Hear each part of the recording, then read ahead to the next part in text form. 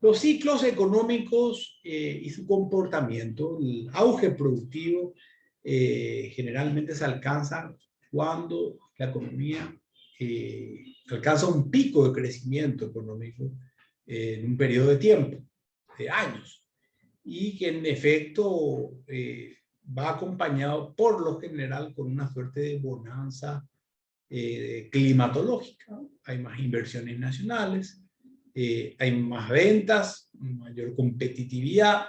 Esa competitividad por lo general trae menores precios e incluso mayor consumo. Paradójicamente ese consumo no alienta a aumentar los precios y se genera una mayor renta nacional. Ahí es donde los gobiernos incluso pueden tomar medidas para aumentar su nivel de recaudación impositiva. Esos son los momentos en donde sería inteligente un leve aumento, un progresivo aumento impositivo, cuando se alcanza una bonanza económica y la economía alcanza una suerte de pico productivo, ¿verdad? John Maynard Keynes, célebre pensador macroeconómico, sostenía lo siguiente. Él, dentro de su teoría acerca de los ciclos económicos, argumentaba lo siguiente: el objetivo concreto de la macroeconomía debe ser el análisis de los cambios, de las fluctuaciones de la economía, del comportamiento económico. Es decir, si eventualmente hay un crecimiento atípico, exageradamente alto, y de repente ese crecimiento fuerte en un año trae una suerte de decrecimiento fuerte en el siguiente año, y se genera una crisis momentánea, tocando fondo incluso.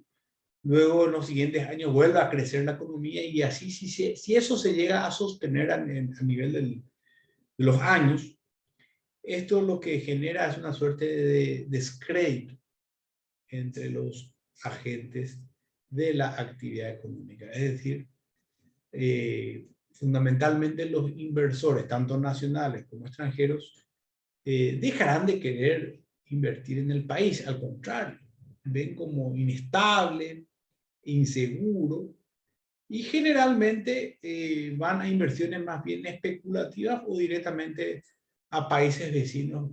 Tratan de buscar sus inversiones en otro lado, en lugares o en países más estables. Entonces, si bien Paraguay hoy nos muestra una suerte de estabilidad macroeconómica bastante interesante y eso posibilitó un nivel de inversión o un ritmo de inversiones bastante alentador, aún no se ha trabajado con fuerza en otros indicadores que hacen un poco a los niveles ya o rayan un poquito los niveles de corrupción, como lo que corresponde a la parte de evasión fiscal, contrabando, de repente los flagelos como la piratería, todos los negocios informales que no tienen personería jurídica, todo lo que hace al narcotráfico en sí, la inseguridad jurídica, la inestabilidad muchas veces política, hace que finalmente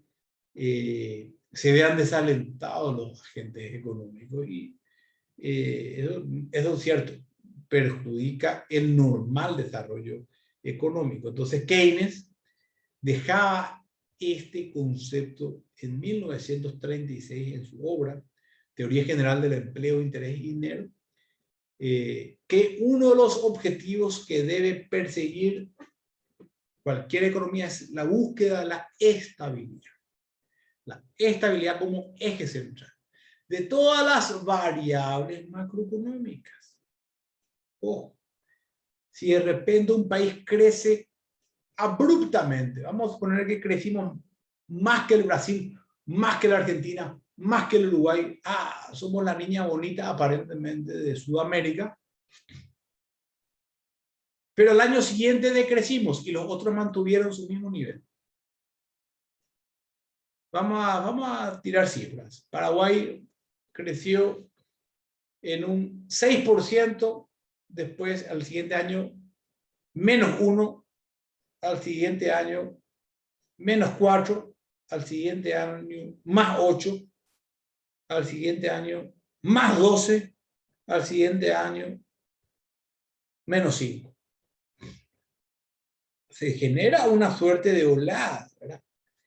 En donde, bueno, se evidencia una inestabilidad. O sea, vamos a tener años de pérdidas y años de ganancias, pero dentro de la compensación, ahí no existe pues compensación, pues esos años de pérdida generalmente, esos costos fijos al menos, es muy difícil de mantener. Entonces, el descrédito, la inestabilidad hace que la economía finalmente pueda entrar en una crisis a mediano o largo plazo.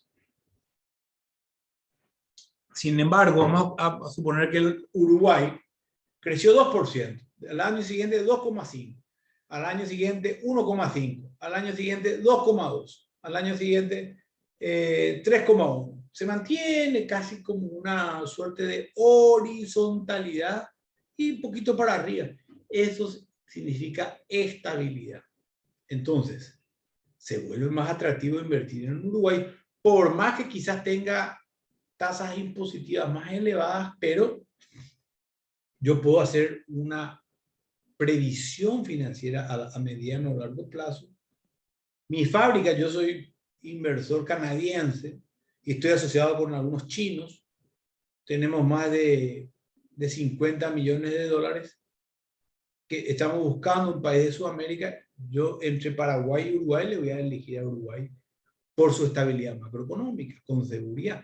Es lo que nos muestra la historia macroeconómica. Entonces, primera lección, la búsqueda de la estabilidad macroeconómica, es decir, que las variables sean estables a lo largo del tiempo. Por eso hoy se mira con mucha preocupación el aumento inflacionario, con mucha preocupación ciertamente. Y también se mira con bastante preocupación que seguimos teniendo un déficit fiscal a lo que vamos, ¿verdad? Eso hay que tratar de convertirlo en un superávit, es decir, que haya más ingresos recaudados, ¿verdad? Que gastos públicos.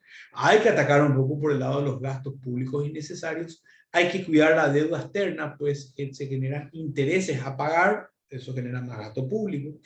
Y bueno, hay que castigar la corrupción con mayor severidad, pues de lo contrario, más y más políticos inescrupulosos finalmente suben al gobierno, le endeudan al país, malversan los recursos y nadie va a la cárcel. Nadie paga los platos rotos. Entonces, es como se dice, es fácil robar en este país.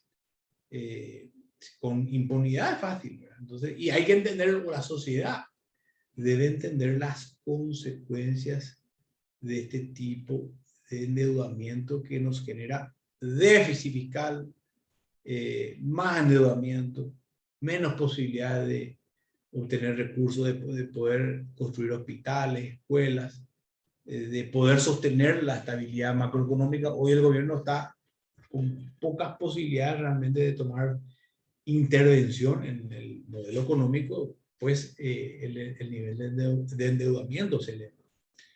Entonces, yendo un poquito a la pizarra, dentro de los ciclos económicos, la macroeconomía busca mantener una estabilidad económica. Esa es una de las premisas. Y dentro de esta gráfica que nos muestra el eje de abscisa le llamamos tiempo, al eje de la ordenada le llamamos producción. Fíjense que a lo largo del tiempo, pasa el tiempo, en el año 1 relativamente buena la producción, en el año 2 tocamos un auge, alcanzamos un pico productivo, pero en el año 3 o 2 y medio casi ya baja otra vez de vuelta. O sea, en una cuestión de 6 meses es como que después en el año 3 nos recuperamos, pero en el año 3 y medio bajamos otra vez abruptamente para que recién en el año 4 y medio más o menos volvamos a crecer fuertemente, pero en el año 5 caía. Es decir, en los 5 años hubo una inestabilidad. ¿Qué quiere decir eso? Vamos a cerrar las empresas, vamos a cerrar las fábricas, acá no nos conviene invertir. No hay inestabilidad, no hay estabilidad, no hay credibilidad. Y generalmente los inversores son rápidos al tomar este tipo de decisiones cuando no ven o no gozan de garantías al momento de invertir. Quizás pueda haber posibilidades interesantes de ganancias, pero no hay garantías. Esa es la cuestión, ¿verdad? Entonces, ¿cuáles son los resultados macroeconómicos? ¿Sí? Esta es la parte bien novedosa dentro de nuestra materia. El auge productivo hace que haya un descenso del desempleo. Delta negativo de mu es la simboliza delta, el triángulo simboliza variación, el menos es negativo, es decir, cae el desempleo, mu es desempleo. Delta positivo Q, variación positiva de la producción, es decir, menos desempleo, más producción, más inversión, delta positiva Y, delta positiva Y, más inversión, más renta significa, y delta negativo pi, variación negativa de la inflación. Es decir, los resultados en un auge son los siguientes, ¿verdad? Menos desempleo, menos inflación, mayor productividad, mayor inversión y mayor renta. Pero si tocamos fondo, nos vamos otra vez hacia abajo, rápidamente se revierten los resultados, es decir, de repente ese desempleo que bajó va a subir todo, va a volver a aumentar el desempleo, va a caer la productividad, las inversiones, la renta nacional, la renta privada y aumentará la inflación. Entonces, se pierde ese concepto de estabilidad.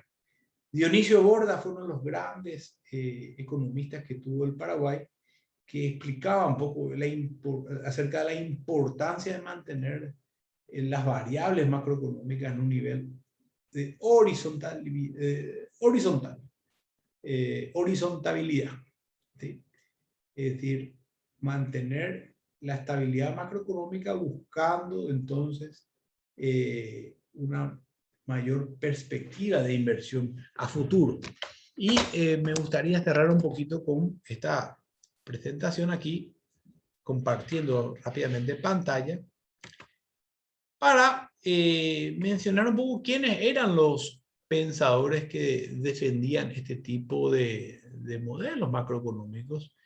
Y le tenemos a los clásicos versus los keynesianos, ¿verdad? Los clásicos hablaban de que, bueno, en forma natural la economía va a volver a su punto de equilibrio, en forma natural, ¿verdad?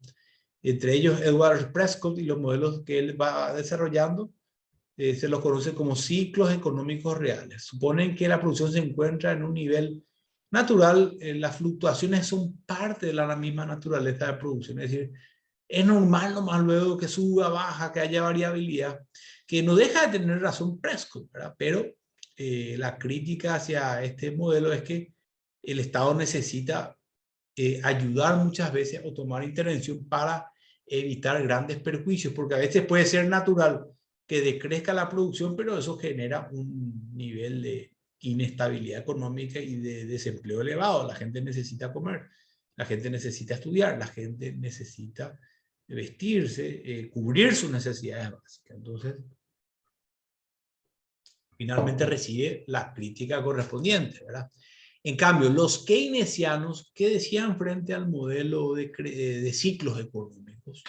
Entre los más destacados era Akerlof, ¿verdad? Analizó el papel de las normas, que son las reglas que se desarrollan en cualquier organización para valorar lo que es justo e injusto. Y Bernanke hablaba justamente sobre la imperfección de los mercados.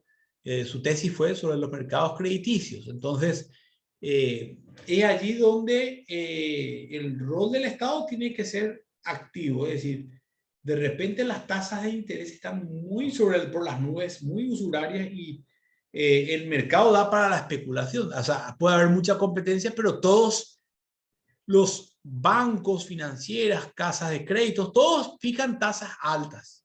Es decir, el crédito está caro. Entonces ahí es donde hay una suerte de imperfección en los mercados crediticios conforme a Bernanke, ¿verdad? Él tuvo mucho protagonismo al momento de la caída de la bolsa de valores de los Estados Unidos en el año 2008.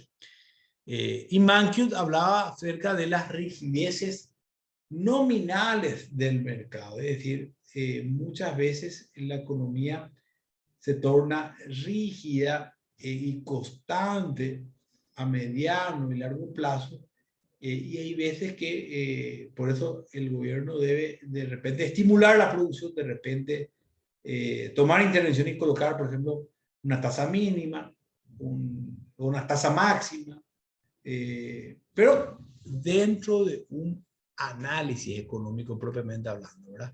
¿Y cuál es la nueva teoría del crecimiento? En los años 60, primeramente, era uno de los temas más investigados, sin embargo, entró en una fase de intelectualidad y a finales de los 80 se retomó con fuerza, ¿verdad? Hoy las nuevas teorías de crecimiento de Lucas y Romer habla de que hay un determinante fundamental, que es la tecnología, y también los rendimientos crecientes a escala. Es decir, por eso, naturalmente, hoy este nivel de producción tecnológica que observamos día tras día nos invita un poco a, ¿por qué no soñar con que el Paraguay también aproveche este envión y podamos empezar a producir aplicativos, software, y entrar también en el mundo de la robótica? ¿Por qué no? ¿Verdad? Ciertamente, a nivel sudamericano se necesita de realizar algunos cambios de importancia a nivel cultural como para poder entrar dentro de esta ola.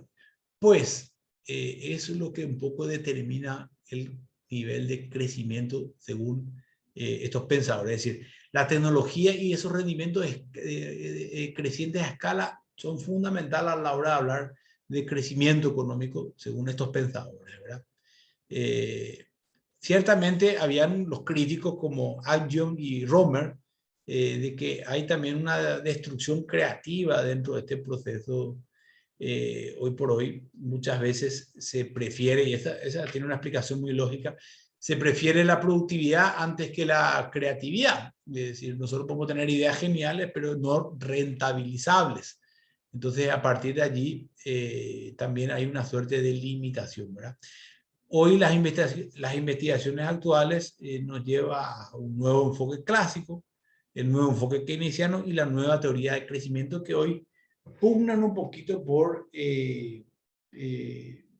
o tratan, mejor dicho, cada una de tener algunas variantes o modificaciones que finalmente permitan aportar un poco más de teoría a estos modelos presentados inicialmente por Keynes, y a partir de ahora se van retocando los mismos, ¿verdad? Con cuál yo me quedaría básicamente el propuesto por Lucas acerca, y sobre todo la tecnología, pero siguiendo también un principio keynesiano de tomar intervenciones moderadas cuando hay fallas justificables del mercado, tendientes un poquito a estimular la productividad.